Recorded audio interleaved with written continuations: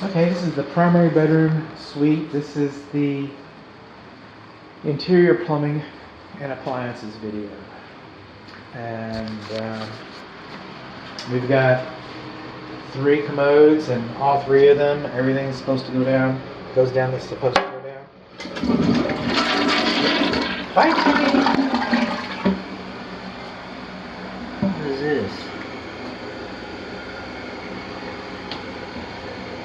What is this?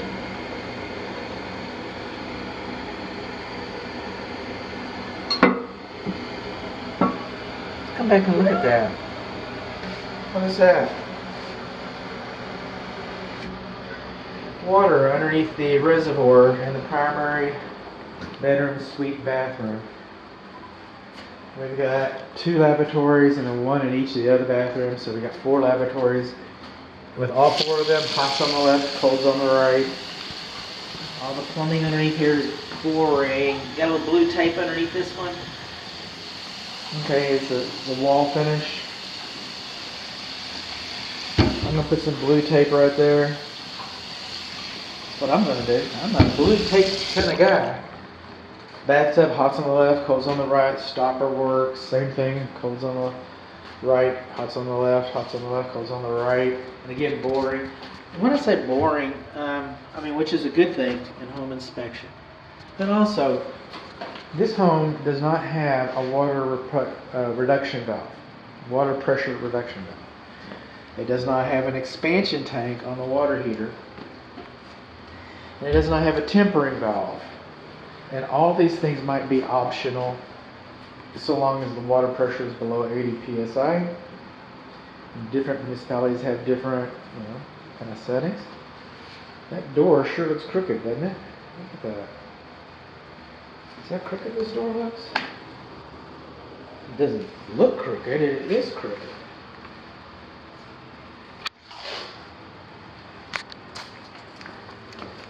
We can do that. See how crooked that door is? While I'm doing the blue tape, I might as well just go ahead and get down here. And then we'll continue on.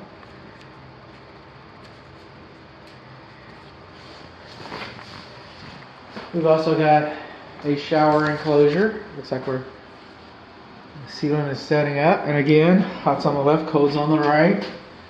We ran it nice and hard, and see all the water stains there. Coming on along. And we kind of moving counterclockwise because we're not going there yet.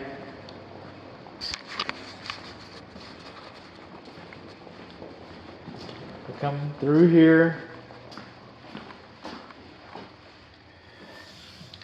It's got a blemish or a stain on the countertop right there.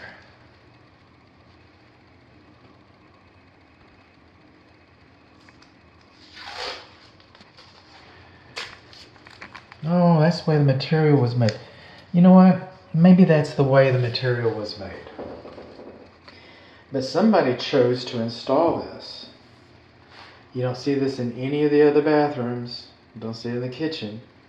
You see it here. This one's a little different. They could have left it on the truck. They could have left it in the shop. They could have left it. They didn't have to bring it on out and install it.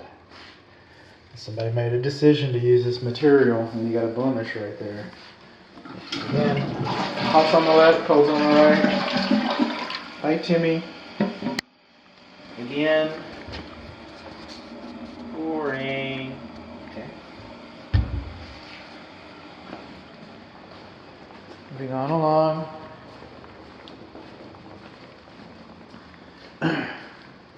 Coming into the laundry. Why aren't you alive?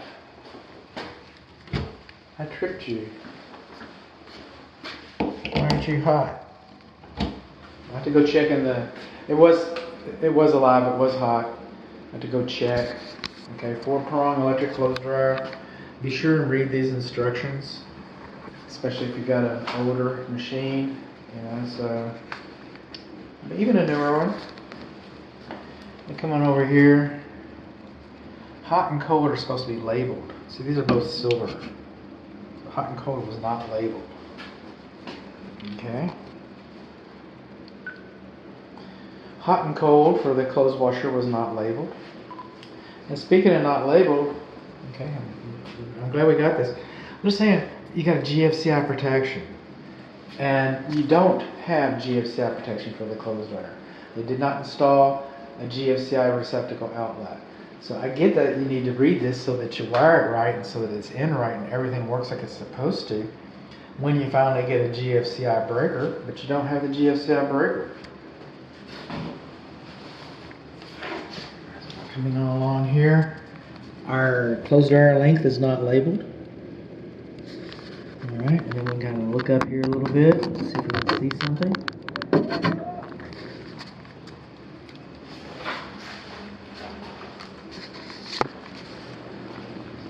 Moving on along. This is the north hall bathroom, or we could say this is the east bathroom, the other one's the west bathroom. We could say that. Let's see, no brown spots. Hot's on the left, cold's on the right, GFCI protected. Everything's supposed to go down, goes down. Everything's running, everything's fine. Vent fans work. Orientation is fine. Moving on along. Got a dishwasher, got a laundry sink, got a disposal, got a freestanding range, got a microwave here. So we'll just kind of work our way counterclockwise. It does have an anti-tip device. I got a still image. I got heat. I got broil. I got all the burners to come on. They come on pretty fast.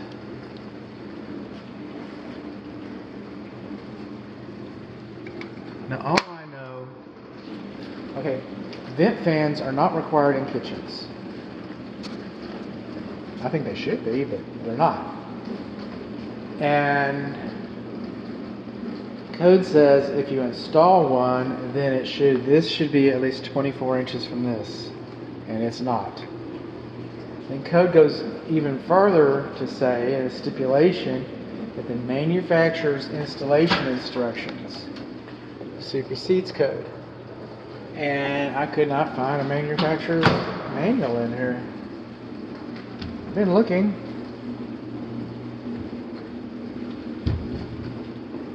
Trying to think of someplace I might not have looked. That's not it. I put all those in there. I consolidated them, looking for it. So odds are Whirlpool thinks that this shouldn't be any closer than 35 inches or something like that. I don't know. I don't have the manufacturer's model, so I'm just here to tell you that it's too close. Coming on up, moving along in here, light. Vent fan. Now this is a circulating vent fan.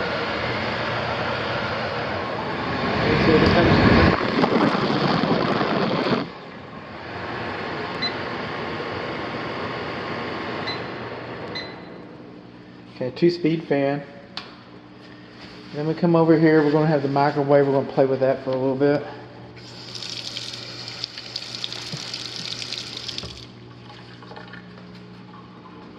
This is the magic lights. I won that because I was the smartest kid in the room. Little association meeting thing. I beat everybody out for it. But I like to use this. That's how I know it's working. So we just come over here. Cook time. 13 seconds. Start. Now it's supposed to flash on and off. There it is. There's no sense in watching any more videos now. Forget the report. Everything else is anticlimactic. Everything is anticlimactic. Our magic lights came through. But this is how I tell. Ow, ow, ow, ow, ow, ow. That's how I tell if it's working. Then I got the magic lights. Hot's on the left, cold's on the right. Now right here, this is called a foul line. F-O-U-L. That's what hillbilly home inspectors call this. This is where all the germs and the cooties and the bacterium and the viruses hide.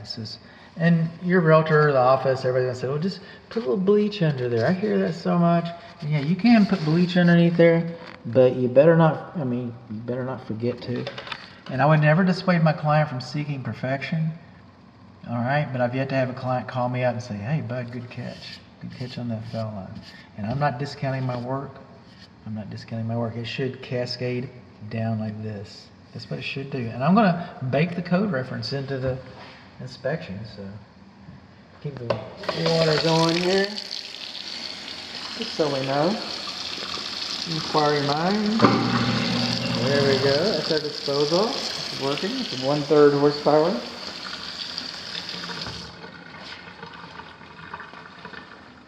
Let's go down here. That's my mark. You can call me later. And I go back for people's 1 year. So they peeled them off, and that's okay too. It's 1/3 horsepower. Okay, this loop right here for the dishwasher goes up and around. That's enough. That's enough for the anti-siphon device. You got an anti-siphon loop. You don't have a special little device, but you got a loop. Looking it over here, and we're looking at what kind of drains we got. See those 2 drains right there? That tells me, without being able to see into the wall, that tells me that it would be reasonable to assume that they've got pattern fittings for the vent, because we can't go up through the roof. We can't go up, I mean we could, a big old vent pipe. But we have the pattern fittings. I particularly appreciate this arrangement because it's non-mechanical. It just sits there, so nothing to go wrong, in theory. Alright. Now right here, see that stick? That's what's holding up your sink. That's what's holding up your sink. Remember I was talking about the manufacturer might have a different idea about the distance between that right there? They might. Okay. Well, the manufacturer, though, thinks that this sink should have been installed with clips on it that bolt into the bottom of the bolt into here. That's what they think. And nowhere does the manufacturer says just find some scrap wood and stick a screw in it. I haven't seen that. Maybe the builder has that document. There should be a written explanation why that's acceptable. It's called the installation instructions. And you know what? I could be wrong. I'm wrong all the time. Maybe the builder has the installation instructions so that you can just put a stick in there. What do you think? What do you think the odds of that are? Okay, here comes the steam.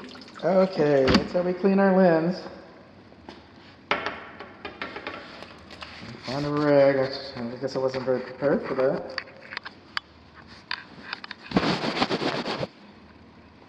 Okay.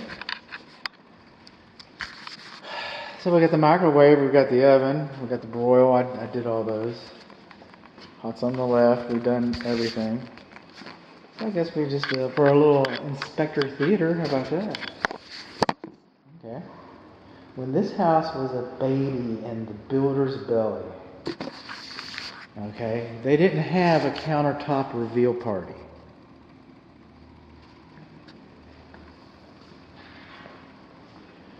All these outlet boxes were installed so that they stuck out a little bit.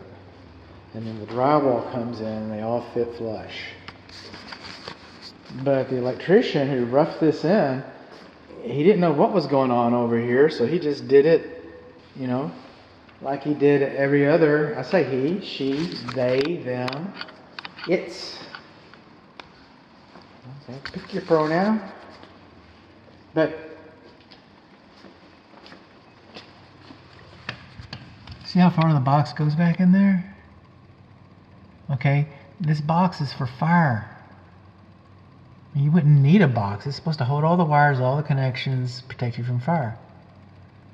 And when they came in, they put this splashback, they put this extra edge that they didn't know to do with the junction boxes, so now the junction boxes are all recessed.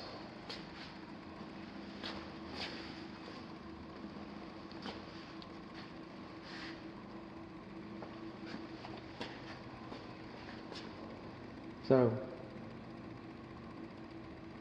what should have happened here is we should have installed,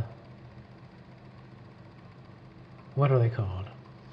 I'm thinking the code inspector got me off my game, man. Okay. They should have been, extender rings should have been installed in there. I heard a code inspector